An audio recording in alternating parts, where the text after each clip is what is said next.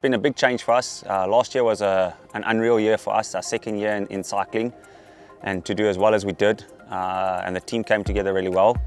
Mark was an unreal talent that we got, and yeah, unfortunately for us, we were able to find him a contract for overseas, but fortunate for him. And I think that's where Honeycomb has now changed its view on what it wants to be in South Africa.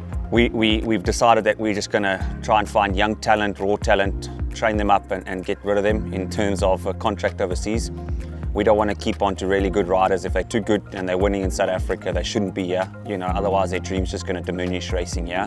So I've only just started in the cycling, and I've made a good few connections via people and really been introduced to some good people that are passionate about the sport. And we've made up some good connections with overseas. So Travis Barrett was the first rider we got over.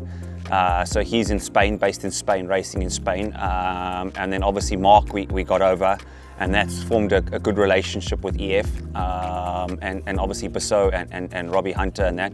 And we had a couple of chats to them to say, listen, we want to send riders to you, and if we can find decent riders and good riders, there's a possible link for that.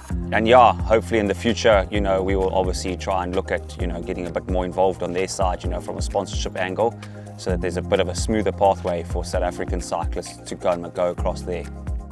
This year will be a good year for us. We've got two riders, youngsters, obviously Jason Eggert, which is, a really good talent, junior SA champ. Stepped up to under 23. I think he learned a lot. I don't think South African cycling suits him. He's skinny, he's a proper climber, and unfortunately South African cycling is just flat short. Under 3 hours the race is over, so we've been speaking with him to go overseas in our winter period, and he'll ride over there for a club team in Italy, where there's some mountains, so then he can really see if he can make it, and obviously the guys over there will keep an eye on him to let us know if he can work.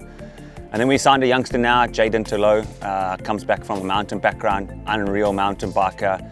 He won Gauteng under 23, TT and road.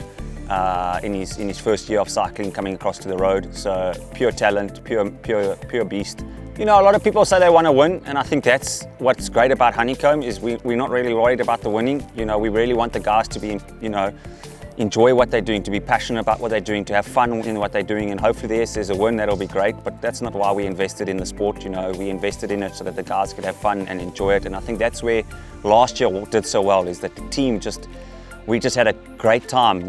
After a race where we had a bad race, it was a case of hard luck, we go again next year. So I think for me to say if we succeeded is for the riders to end up overseas. That's what I'm passionate about, is to give these youngsters a chance at furthering their career, and the old toppies help them. The guys that are in the team with experience like Casper and Ruan and Yaku that have been through it, been there, help these kids learn and say, okay, this is what you need to do to become a complete bike rider, and that means we've done our job.